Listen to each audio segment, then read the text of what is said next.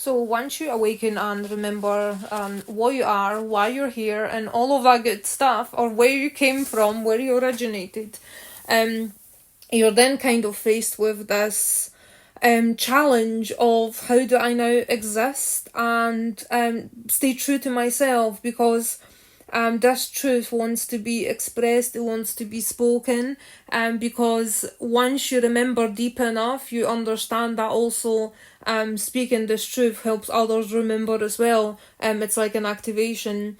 But then you end up having to work through challenges that are from like past lives, past incarnations, and things like that.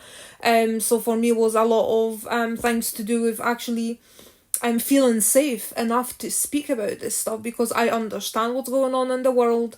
I remembered why the world is the way that it is. I know how the energies work, and why we are so deep in the forgetting. I understand this whole level of consciousness of how this world operates.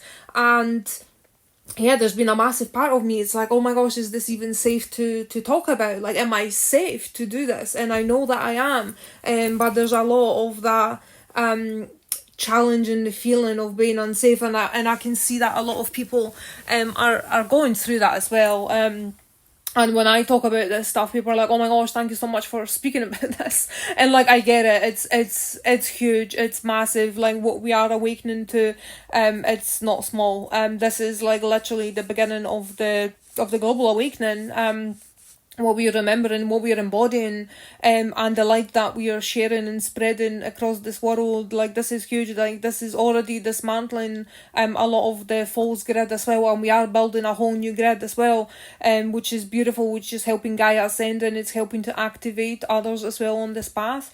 But yeah, I had a lot of challenges of like, I had to keep collapsing in within myself, so I could keep coming back and growing bigger and bigger from within my power, from my own remembrance, until I finally landed where I am. So if anyone is kind of I understand how consciousness works, and how if there's like limited consciousness that's coming at the truth, because it's terrified of losing control, which is the ego, it'll come at light, and it'll basically try and dismantle the light. And when you're not fully embodied, it can be very challenging to stay in your power, to stay seated. So yeah, I feel finally strong enough to be in that place where it's like, whatever's coming at me, I can handle it. So yeah, and I've just used any sort of negativity towards me to help me grow as well. So yeah, just turning that shadow into light.